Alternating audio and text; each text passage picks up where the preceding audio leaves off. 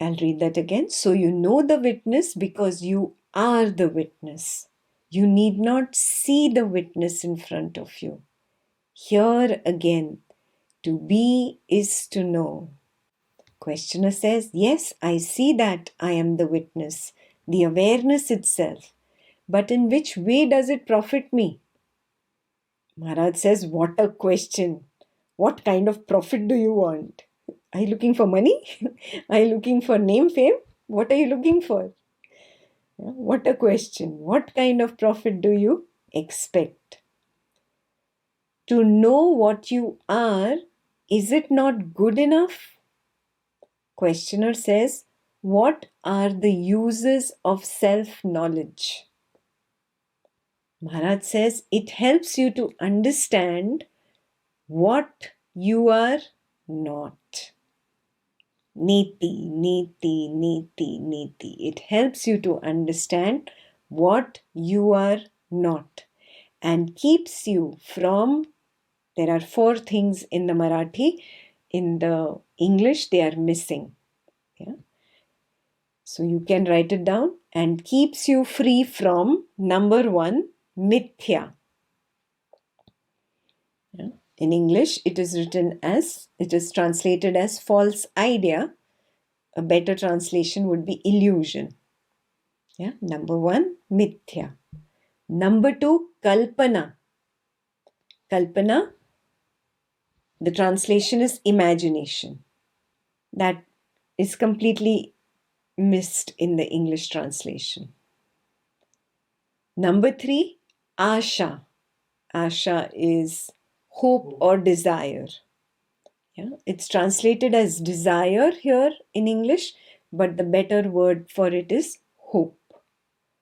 And number 4 is kriya, action. Yeah? So mithya, kalpana, asha and kriya. These are the 4 things you become free of. What are they? Illusion, imagination, hope and action. When I recognize who I am truly, when I recognize my true self, that I am this awareness, I am that field in which everything appears and disappears. I am that field of awareness in which the waking body-mind comes up along with the waking world. It plays for a while and it disappears. I, the field of awareness, remain intact. After some time, in the same field of awareness, a dream body comes up. A dream body mind comes up and it plays along with other dream characters of a dream world. And it dissolves and disappears after some time. Completely dissolves and disappears after some time. I, the field of awareness, remain intact. I, the field of awareness, keep remaining intact for some time. And there is absence of these objects. This is termed as deep sleep state, but it's not really a deep sleep state. It's actually the absence of the waking body mind and the waking objects and the waking world, and it's the absence of the dream body mind and the dream world. All these are absent. That's why this state is called the deep sleep state. It is not really the deep sleep state. It is simply the field of awareness in its full glory, devoid of any imagination, devoid of any action, devoid of any desire or hope, devoid of any illusion. Mithya, kalpana, asha, kriya. All 4 are not there here. I am the closest to my true self in the deep sleep state. What has been labeled as the deep sleep state has been labeled as the deep sleep state from the point of view of the waking state. A waking body-mind has labeled that as the deep sleep state. Do you recognize that? The waking state has given that name. Why? Because the waking body-mind thought that it is sleeping. It is not sleeping. It is not there. It just doesn't know that. Just like a dream body mind does not know that it is not here now in the waking state. The dream body mind does not know that it is not there in the deep sleep state. Similarly, this waking body mind does not know it is not there in the deep sleep state. So, deep sleep is a label given by the waking body mind from the perspective of the waking state. But it is not reality. Reality is what I see in my own direct experience. This field of awareness is constant from the waking state to the dreaming state to the deep sleep state. Oh, these are just labels. Really, I am there throughout. I am the fourth, Turiya. So, from the perspective of Turiya, really, there is no first, second, third. There is no waking, dreaming, deep sleep. Turiya does not see anything as separate from it. Yeah? It's just like in the waking state, there is a tsunami. In the dream state, there are gentle waves. And in the deep sleep state, there is absolute silence. Silent, serene, still. So Turiya does not see that these waves and the stillness is separate. Turiya sees all of them as one. It is called Turiyatita, beyond the fourth. Beyond the fourth means seeing everything as one, not seeing a difference.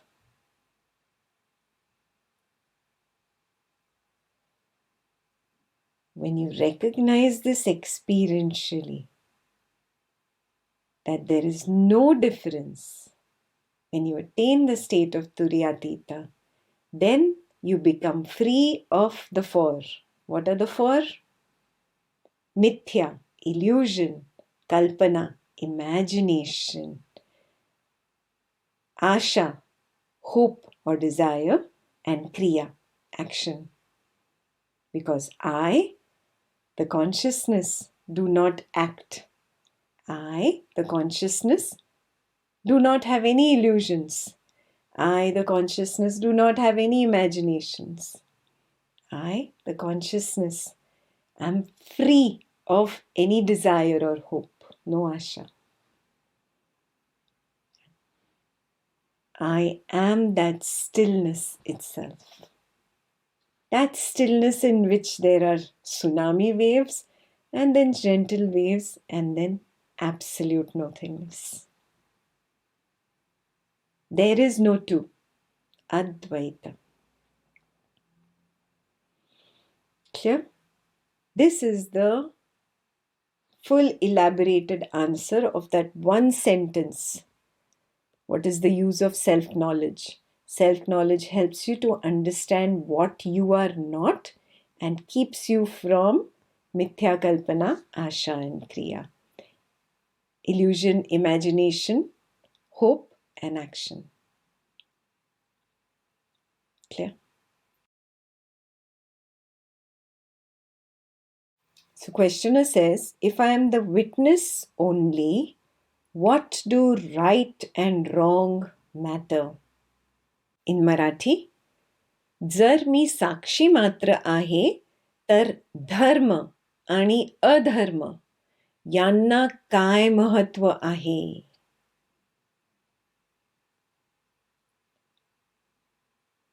Dharma is not just right and adharma is not just wrong. It's not just about righteousness and unrighteousness. Dharma has been used as a political divide between people. And waking up to this truth is very important, that dharma is not adhyatma. Religion is not equal to spirituality. Yeah? Where does religion fall? If we look at this,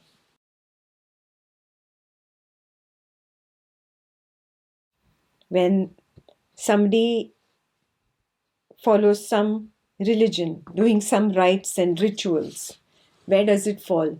Who does the rites and rituals? It is the person that is engaged in the rites and rituals, right? So, any religion you're following,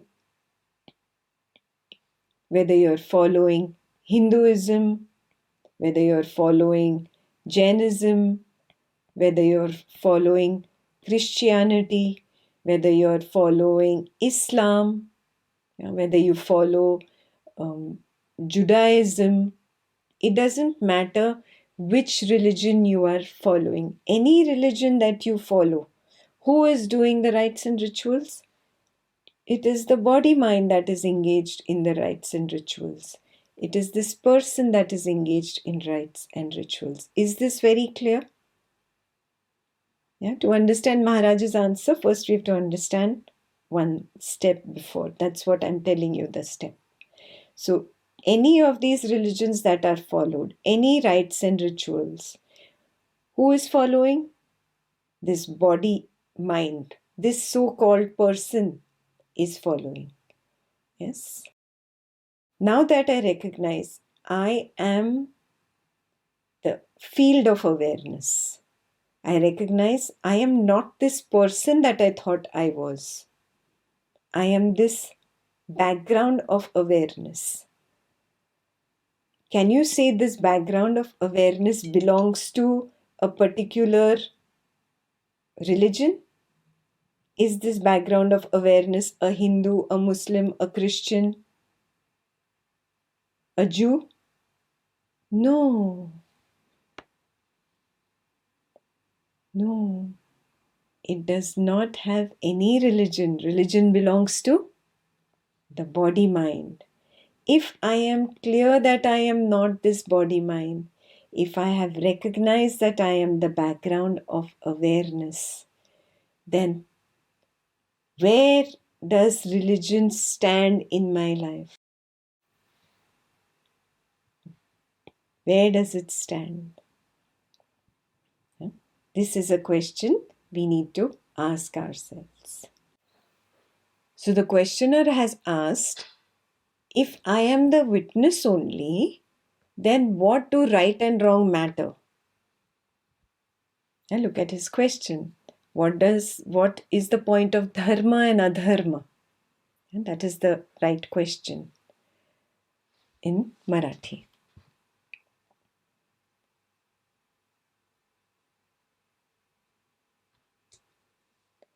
जर मी साक्षी मात्र आहे तर धर्म आणि अधर्म यांना काय महत्व आहे? महाराज says, स्वतःला जाणण्यास तुम्हाला ज्याची मदत होते तो धर्म. I'll translate that. That which helps you to know yourself, that is called dharma. जो आड येतो तो अधर्म. That which becomes an obstacle, that which prevents you from knowing yourself, that is adharma.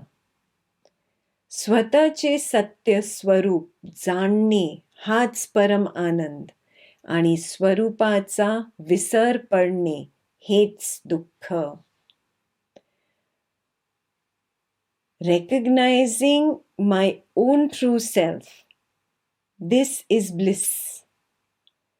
And forgetting my own true self, this is sorrow.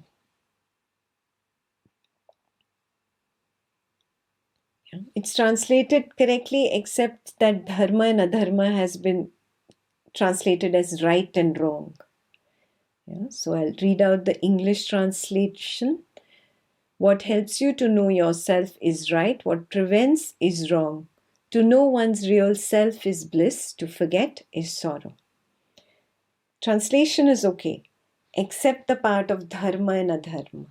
This question answer session is going on in India. India has seen a lot of divide in its society because of lots of religions all living together. But yet, there is a big divide in society. You ask yourself the question, is this divide really worth it? Is it taking us to the truth? Is this divide helping me move towards the truth or taking me away from the truth? What is it? So, most of us have come from that society where each one of us was brought up with certain religious conditioning. Now, don't be too harsh on your religious conditioning. It was important for you to grow up in a particular way. That's the way the script was written. A point comes in every child's life that the child has to give up something. As the toddler grows older, it gives up its feeder. As the infant is no more an infant, grows up to be a kid, it gives up its little baby toys. When it grows up to be a teenager from a kid, it has to give up the idea of Santa Claus. Yes. As you grow up, mature to an adult, so many teenage, all romantic ideas are given up. Yeah, when you become an adult and you start working and maturing in life, there are so many conditionings that you give up. Yes, Tyaga is the truth of this body mind, isn't it? Yeah. We went to primary school, we gave up primary school, moved to high school, went to high school, then we had to give up high school, move on to college. We had to even give up that college, move on in life to a job. So, Tyaga is the truth of this life.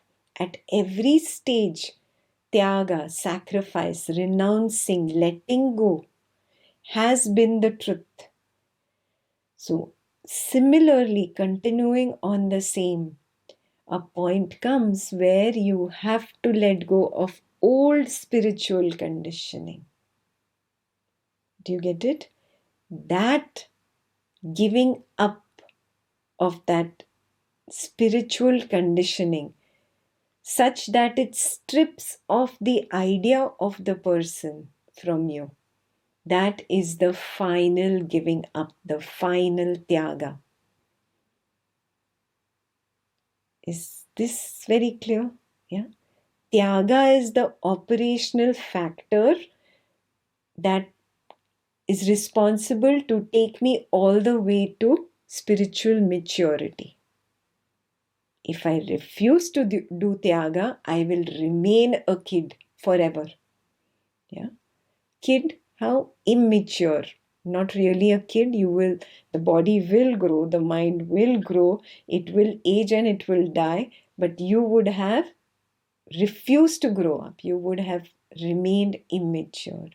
So, giving up, renouncing is a natural progression of this life.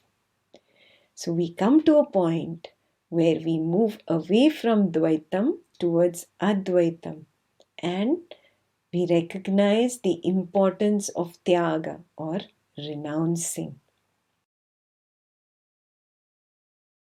So, what is Maharaj saying here? Maharaj is saying you will have to recognize that which is adharma and do tyaga of that, and recognize that which is dharma and only adopt that. Yeah. So let's see what is dharma and what is adharma. In this little diagram of us, We followed rites and rituals. Which way was the arrow? Was it taking you towards the I, towards the nothingness, or was it taking you more towards the person? Yeah. Though you were talking about God, what were you doing? Finally, you were asking for something in return. You were praying for a desire to be fulfilled. You were looking for something in return. So, where was your focus? Was it on the person or was it on nothingness? The focus was on the person. Yeah? In every religious activity, in every understanding, in every little rites, rituals, everything that I did, the focus was always on the person. The focus was on fulfilling the desire of the person. The focus was never towards the I. Where is the I? The I is here at the periphery. Yeah, where is nothingness? Nothingness is beyond. The focus was never on the nothingness. The focus was never on the sense of I am. The focus was always on the false person. Yeah. Now comes along a guru. Yeah. To make the guru look different, we can make him a different color, red color. Yeah. This is the guru. He comes in your life. This guru says, you do rites and rituals such that you glorify me because I am enlightened. You get a Nobel Peace Prize for me. Go out, become my volunteers, go out, make my name very popular.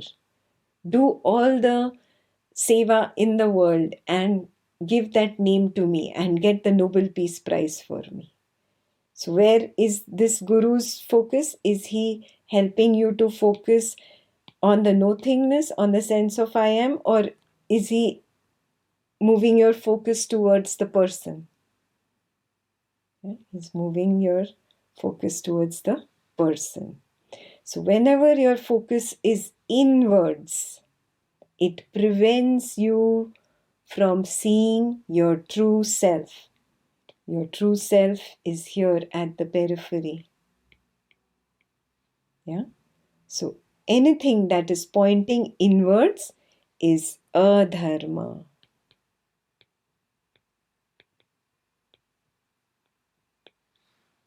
Unrighteous. Because it is taking you away from your true self. Now comes along a guru like Maharaj. Yeah? And Maharaj says, forget all this. You turn inwards. Look inwards. Look at the nothingness. And in his every instruction, he only tells you to look inwards. Look inwards. There is no other direction to look in every instruction. So, what is this? That which helps you recognize your true nature, that is dharma. So, this is dharma. This is righteousness. Where again and again you look towards the nothingness. Is this very clear what Maharaj is saying? What helps you to know yourself is right. What prevents is wrong.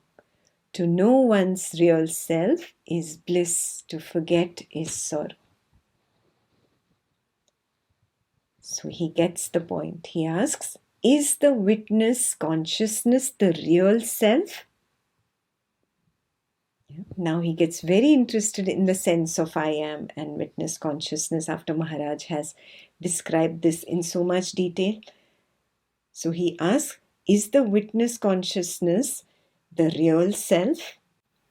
Maharaj says, the witness consciousness is the reflection of the real in the mind or the buddhi.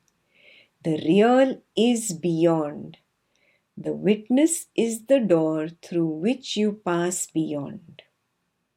And that's why I drew the green circle, just to show you That is the doorway, that is the I, the sense of I, this field of awareness.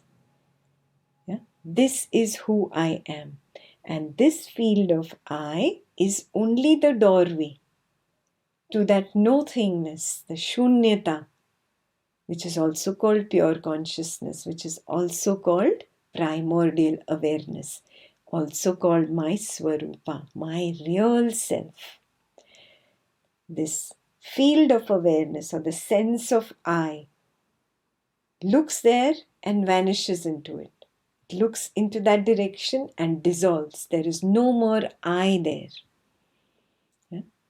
So that is why he says it is the reflection of the real in the mind. When you look at the mirror and you see your reflection, you start doing this, okay, I'm looking good. But really, that is not me. This is me. Have you sensed this ever? I'm looking at the reflection and thinking it is me. But that is not me. This is me. That is only a reflection of the real me. Is this clear? Yeah. Similarly, the witness consciousness, the sense of I, is only a reflection of the pure consciousness.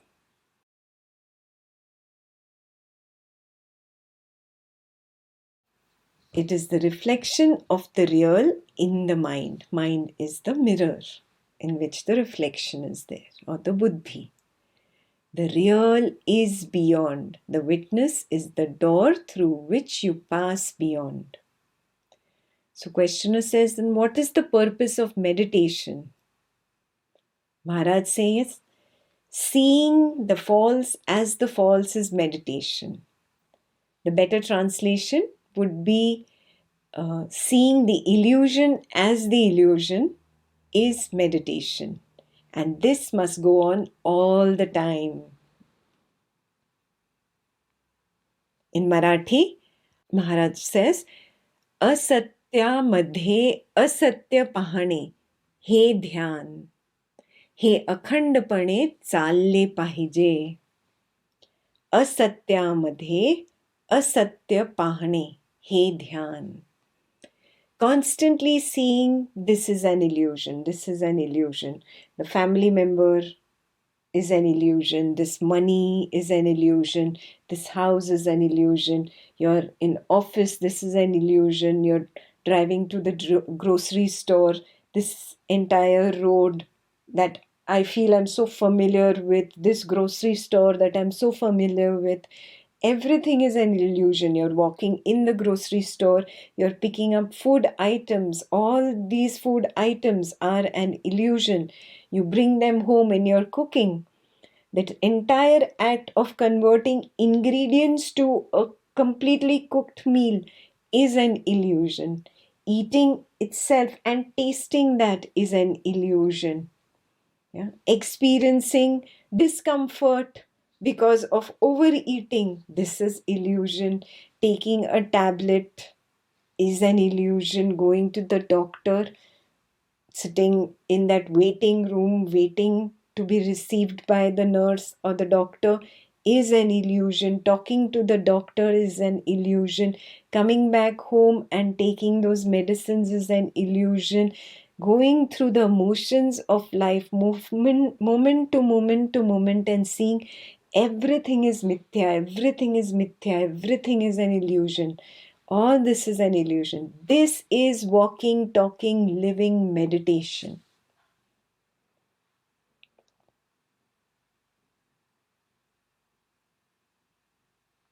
This is meditation. This was just one example I threw out there. Everything that you do, recognizing this is an illusion, moment to moment to moment. असत्यामध्ये असत्य पाहणे हेच ध्यान. Seeing the illusion in illusion, this is meditation. And this must go on all the time, all the time. Sitting on the cushion 20 minutes and closing your eyes is for the beginners. It's for the beginners. Now you are no more a beginner.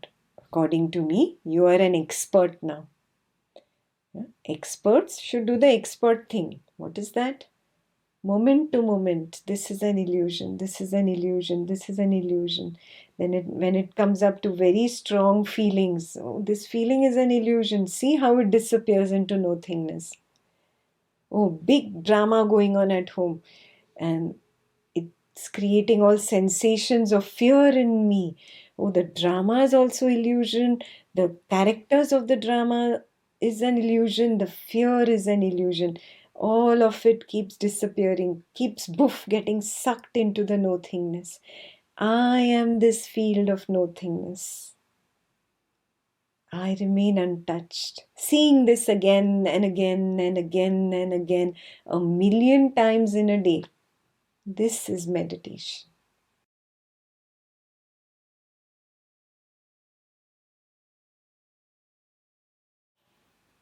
Questioner says, we are told to meditate regularly.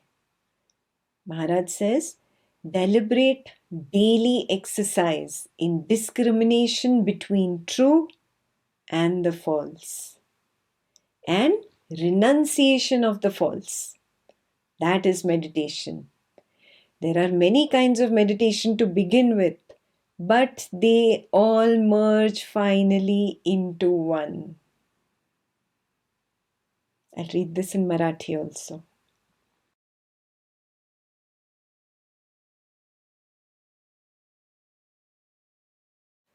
रोज हेतुपूर्वक सत्य आणि असत्य याचा विवेक करणे आणि असत्याचा त्याग करणे हेच ध्यान. Every day, discriminating between that which is real and that which is an illusion, and then renouncing the illusion. This is meditation. And what is the real? Only the sense of I am, that is untouched. Only that is real. Only that is real. Everything else is an illusion. And then renouncing the illusion, not holding on to it. Renouncing the illusion. I'll read that in Marathi again. Very important. Roz, every day, hetu purvak, for the purpose of benefiting your own self. रोज हेतुपूर्वक सत्य आणि असत्य याचा विवेक, discriminating between real and illusion, आणि असत्याचा त्याग करणे, and then renouncing the illusion, हेच ध्यान. That is meditation.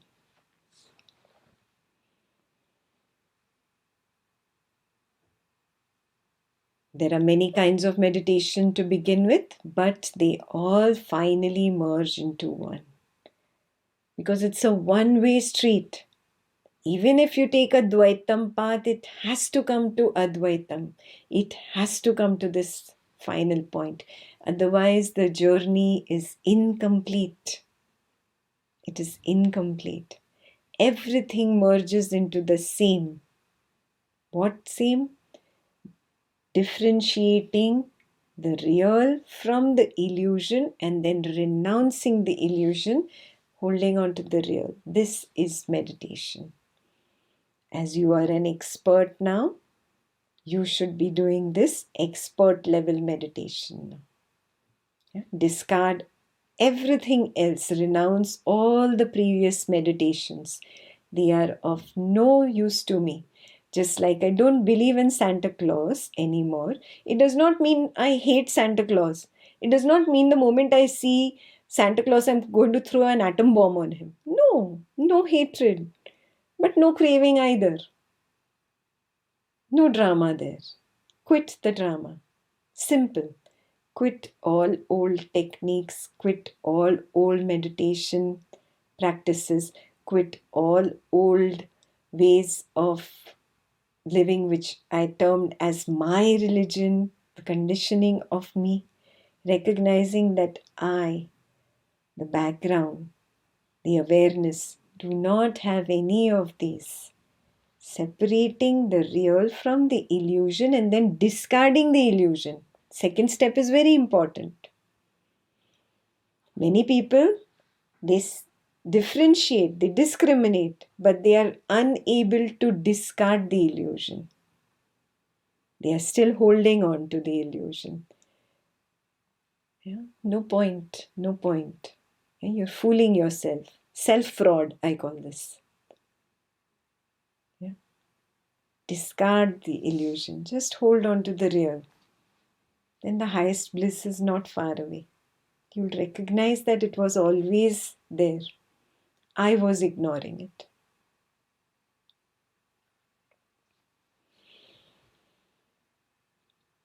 Questioner says, please tell me which road to self-realization is the shortest.